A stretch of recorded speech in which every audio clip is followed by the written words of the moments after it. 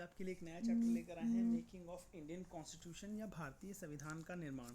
तो देखिए, सबसे पहले तो आपको पता होना चाहिए कि संविधान कहते किसको हैं। किसी भी देश को चलाने के लिए कुछ रूल्स रेगुलेशन होते हैं ना, तो वो रूल्स जिस बुक में होते हैं तो उसको क्या बोलते हैं? संविधान, कॉन्स्टिट्यूशन। पहली बात तो ये है। दूसरी बात, ये सबसे पहले आए क्या? देखो, ये आए कब? 1600 में। अगर आप देखते हो तो 1600 में क्या होता है? ईस्ट इंडिया कंपनी भारत आती है ना। और ये ईस्ट इंडिया कंपनी एक व्यापारी के तौर पर भारत आती है, लेकिन धीरे धीरे धीरे धीरे ये यहाँ पर रूल करने लग जाती है ना। और रूल करती है, वो किससे रूल करेगी? कुछ कानून लेके आएगी। तो जो कानून वो सबसे पहला लेके आई, वो कब लेके आई? 1773 में, जिसको बोला गया रेगुलेटिंग एक्ट। फिर उसके बाद आप देखोगे पिट्स इंडिया एक्ट भी आया, है ना। तो उसके साथ तमाम ऐसे एक्ट आते रहे जिससे कि ईस्ट इंडिया कंपनी ने भारत को गवर्न किया। अब मैं आपको एक बात और बता दूं यहाँ पर कि आपसे अगर कोई पूछे कि कौन सा ऐसा देश है जहाँ पर सबसे पहली बार संविधान बना, तो आप बताएंगे उसको यूएसए। ठीक है ना। यूएसए में 1776 में फिलाडेल्फिया में एक कॉन्फ्रेंस हुई जहाँ पर कॉन्स्टिट्यूशन बन के तैयार हुआ। और वो इम्प्लीमेंट कब हुआ बच्चों? वो हुआ 1789 में। ठीक है ना, फिलाडेल्फिया में बना। अब आते हैं हम आगे। देखिए, what is constitution? Actually it is the supreme law, it is the foundation legal document of the country. Legal document, ये एक कानूनी दस्तावेज है किसका? कंट्री का। हमारे देश का सबसे बड़ा जो कानूनी दस्तावेज है वो क्या है? हमारा संविधान है। ये सुप्रीम लॉ बुक है। It defines the structure, procedure, powers and duties of government institution. देखिए, जैसे कि मैंने आपको बोला है पार्लियामेंट है भारत के अंदर, तो उसमें कितने?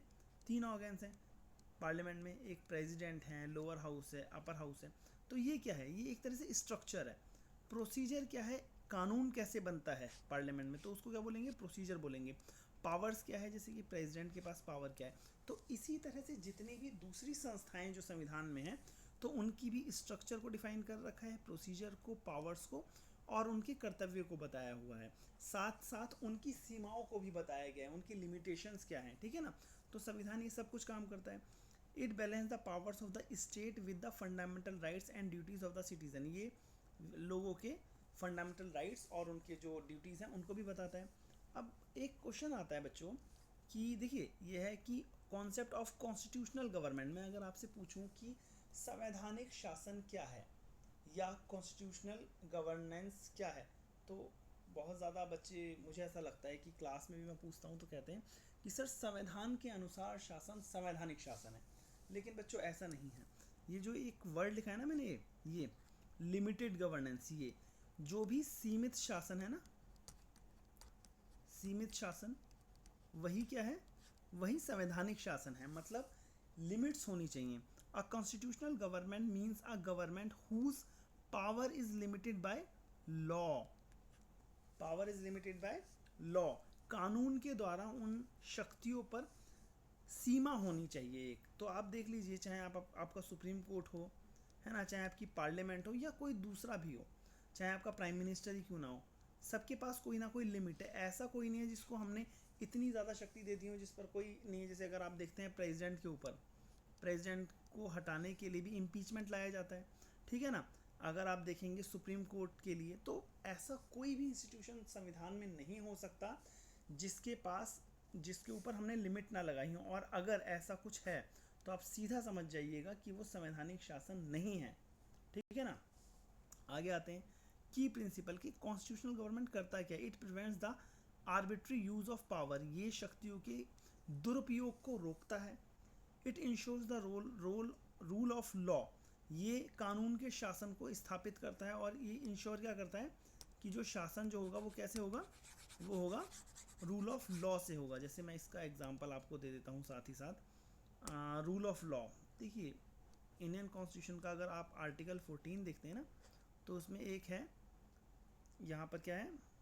इक्वलिटी बिफोर लॉ और इक्वल प्रोटेक्शन ऑफ लॉ। तो इक्वलिटी बिफोर लॉ हमने लिया है यूके से, इक्वलिटी बिफोर लॉ हमने लिया है यूएस से। ठीक है ना। इसका मतलब ये है कि ये इंश्योर करेगा रूल ऑफ लॉ, कानून का ही शासन होगा। ऐसा नहीं होगा कि कोई और हो जो शासन करेगा। यूके का मतलब, यूके में जो दिया है इक्वलिटी बिफोर लॉ का मतलब है आपकी पॉलिटिकल, आपकी सोशल, आपकी इकोनॉमिकल सिचुएशन कुछ भी हो, लेकिन आप कानून की नज़रों में बराबर होंगे। दूसरा जो इक्वल प्रोटेक्शन ऑफ लॉ जो मैं आपको बता रहा हूँ, उसका मतलब ये है कि अगर कोई मार्जिनलाइज्ड क्लास है, जैसे कि भारत के अंदर आप देखोगे कोई SC ST OBC है, तो उसको रिजर्वेशन दिया जाता है, ठीक है ना। तो ये क्या है, इक्वल प्रोटेक्शन ऑफ लॉ। ठीक है बच्चों, अब हम आगे बढ़ते हैं, आगे देखते हैं हिस्टोरिकल बैकग्राउंड पे देख लेते हैं और डिमांड्स कॉन्स्टिट्यूशन की कब हुई, कैसे हुई। तो देखिए पहले तो आप देखिए कि 1922 में अगर आप देखते हैं तो 1922 में महात्मा गांधी जो हैं, उन्होंने सबसे पहली बार क्या कहा कि भारतीय संविधान जो है वो कैसा होना चाहिए, वो भारतीयों के द्वारा होना चाहिए, है ना, जैसा वो चाहते हैं वैसा होना चाहिए। और अगर आप कहें कि फॉर्मली किसने प्रपोज किया सबसे पहले, तो मानवेंद्र नाथ रॉय, कौन थे वो, पायनियर ऑफ कम्युनिस्ट मूवमेंट के। He was the first to formally propose the idea of constituent assembly. इन्होंने पहली बार कहा था कि संविधान बनाने के लिए भारत के लिए एक कॉन्स्टिट्यूशन असेंबली होनी चाहिए। और आप देखेंगे सेम ईयर स्वराज पार्टी में से मोतीलाल नेहरू ने ऑफिशियली डिमांड कर दी कि आप कॉन्स्टिट्यूशनल असेंबली को फ्रेम करिए, है ना। अब 1942 में आप देखते हैं कि ये कौन सा दौर है, अगर मैं आपसे पूछूं 1942 का बच्चों, ठीक है, कौन सा दौर है ये, 1942 का ये वो दौर है जब सेकेंड वर्ल्ड वॉर हो रहा था और ब्रिटेन बैकफुट पे था। तो ब्रिटेन ने कहा कि क्योंकि वो अपने, देखिए जो उसकी कॉलोनीज थी ना, वो उनको बहुत बेहतर तरीके से कंट्रोल कर नहीं पा रहा था, साथ में वॉर में भी लगा हुआ था। तो उसने कहा कि हम आपके लिए कॉन्स्टिट्यूशन बनवा देंगे और आप परेशान ना हो, हम ये कर देंगे। लेकिन किन्हीं कारणों से जो क्रिप्स मिशन है 1942 में जो आया था, उसको एक्सेप्ट नहीं किया भारत में। उसके बाद आया 1946 में कैबिनेट मिशन, जिसको क्या किया, एक्सेप्ट किया गया। अब मैं आपको यहाँ पहले बता दूँ कि कैबिनेट मिशन जब आया था तब क्या था। देखिए ब्रिटेन के अंदर जनरल इलेक्शन हुए, जनरल इलेक्शन के बाद क्या हुआ, यहाँ पर लेबर पार्टी की गवर्नमेंट बनी। लेबर पार्टी की जो गवर्नमेंट बनी थी, उसने अपने मैनिफेस्टो में लिखा था कि हम जब सरकार में आएंगे, हम जब सत्ता में आएंगे, तो हम क्या करेंगे, जितने भी जो हमारे उपनिवेश हैं, चाहे वो एशिया कॉन्टिनेंट में है, चाहे वो अफ्रीका कॉन्टिनेंट में, हम उनको क्या करेंगे, हम उनको रिलीज़ करेंगे, हम उन्हें फ्रीडम देंगे। और जैसा इन्होंने मैनिफेस्टो में कहा था, इन्होंने ये शुरू किया। इनके प्राइम मिनिस्टर जो थे वो एटली थे।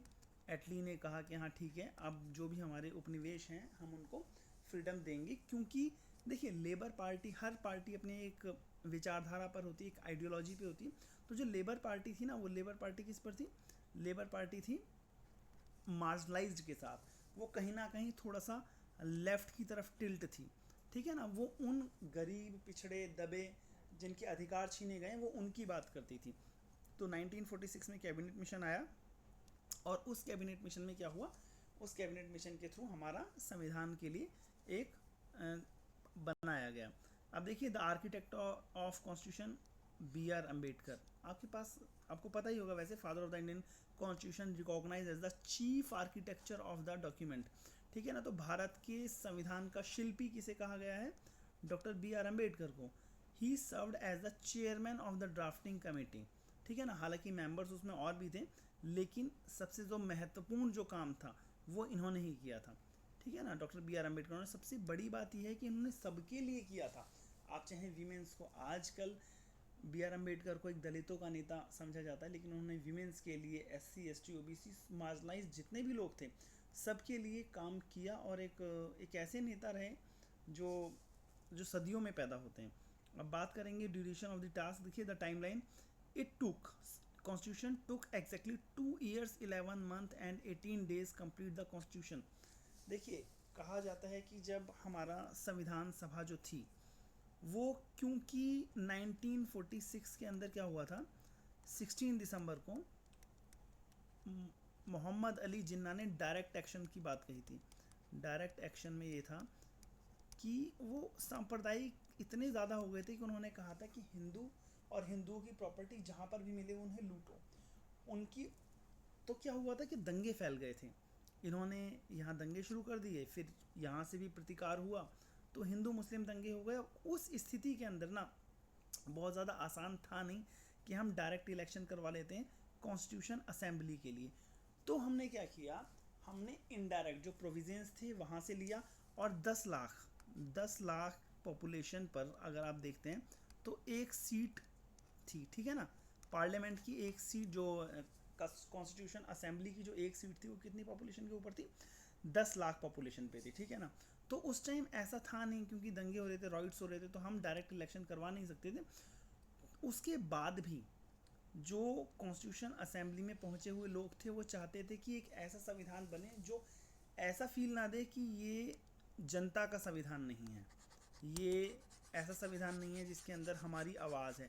तो इसीलिए इन्होंने ना कोशिश करी कि हम बहुमत के लिए हम इस तरीके से संविधान नहीं बनाएंगे जैसे किसी मेजॉरिटी ने बना दिया है, हम सहमति के साथ बनाएंगे।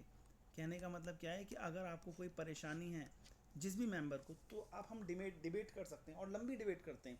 और माना जाता है कि इस 2 साल 11 महीने 18 दिन में लगभग यहाँ पर 2000 डिबेट्स हुई और सहमत करके आगे बढ़ा गया। और बहुत सारे मुद्दे थे, मुद्दा था कि हमें प्रेसिडेंशियल सिस्टम अपनाना है या पार्लियामेंट्री सिस्टम अपनाना है, फेडरल सिस्टम अपनाना है या यूनिटरी बनना है। तो इस तरीके से बहुत सारे सिस्टम थे, बहुत सारी डिबेट हुई। उसके बाद इसीलिए इतना ज़्यादा टाइम लगा। फर्स्ट मीटिंग जो थी इसकी 9 दिसंबर 1946 को ही, और हमने अंगीकार कब किया, इसे अडॉप्ट कब किया, 26 नवंबर 1949, ठीक है ना। हालांकि इम्प्लीमेंट ये कब हुआ बच्चों, ये हुआ 26 जनवरी 1950। ओके, अब देखिए लेंथीएस्ट कॉन्स्टिट्यूशन, हमारा जो भारतीय संविधान है वो विश्व का सबसे क्या है, लेंथीएस्ट कॉन्स्टिट्यूशन है।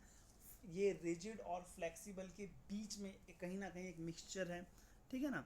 अब देखिए सोर्स ऑफ इंडियन कॉन्स्टिट्यूशन के बारे में अगर हम बात करें तो हम देखेंगे कि हमारा लगभग 30% जो संविधान है वो हमने यूके से लिया गया है, चाहे वो पार्लियामेंट्री सिस्टम हो, क्योंकि भारतीय संविधान में पार्लियामेंट्री सिस्टम, जब अंग्रेज थे तो वो पार्लियामेंट्री सिस्टम के थ्रू काम करते थे, तो भारतीय लोग इससे थोड़े से चिर परिचित थे। रूल ऑफ लॉ ये हमने कहाँ से लिया, ब्रिटेन से लिया। लेजिस्लेचर प्रोसीजर हमने कहाँ से लिया, कानून बनाने का जो प्रोसीजर है वो हमने ब्रिटेन से लिया।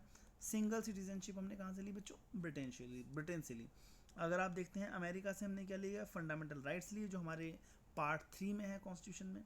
जुडिशियल रिव्यू लिया, article 137। Impeachment of president, article 61 कहाँ से लिया हमने, यूएस से लिया।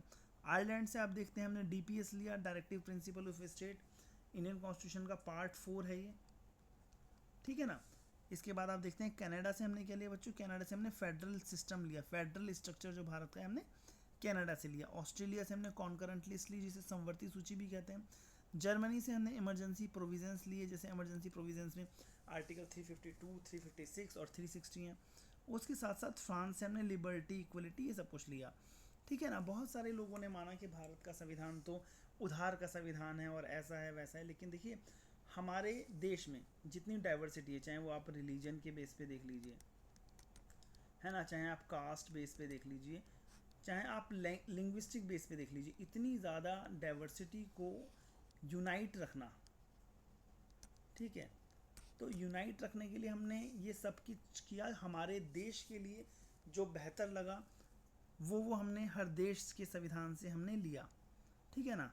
सॉवरेन असेंबली, देखिए ये एक डिबेट थी कि बहुत सारे लोगों का ऐसा मानना था, संविधान सभा में कुछ लोग ऐसे थे जिनका मानना था कि जो असेंबली है वो क्या नहीं है, उस पर सॉवरेनिटी नहीं है, क्योंकि मैंने वही बात जो मैंने आपसे बोली थी कि वो मानते थे कि डायरेक्ट इलेक्शन नहीं हुए। तो after India's independence in 1947 the constitution assembly became a fully sovereign body, और माना जाता है 1947 के बाद हम क्या हुए, सॉवरेन हुए।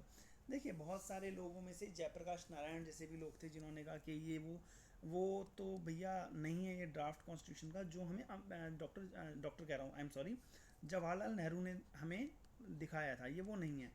लेकिन बात ये है कि बहुत सारे लोगों ने आरोप तो लगा दिए कि डायरेक्ट इलेक्शन होने चाहिए थे कॉन्स्टिट्यूशन असेंबली के, लेकिन आप मुझे एक बात बताइए, 1946 में जो मैंने आपको लास्ट स्लाइड्स में बताया कि जिन्ना ने जब डायरेक्ट एक्शन की बात कह दी थी तो इतने राइट्स हुए थे, और वो कब तक चले, आप देखते हैं जब गांधी जी को गोली मारी तो तब भी वो राइट्स हुए, और उससे कुछ टाइम पहले ही तक भी चल रहे थे 1948 तक। तो इतने लंबे टाइम पीरियड के अंदर जब संविधान बन रहा था तो हम कैसे डायरेक्ट इलेक्शन करवा लेते हैं, है ना। तो ये समझने वाली बात है कि वहाँ पर डायरेक्ट इलेक्शन करवाने जैसी ऐसी कोई चीज़ थी नहीं कि हम डायरेक्ट इलेक्शन करवा लेते, ठीक है ना।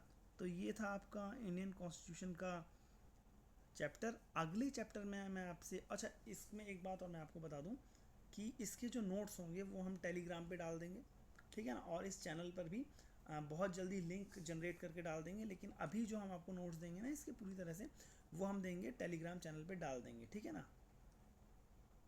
Thank you.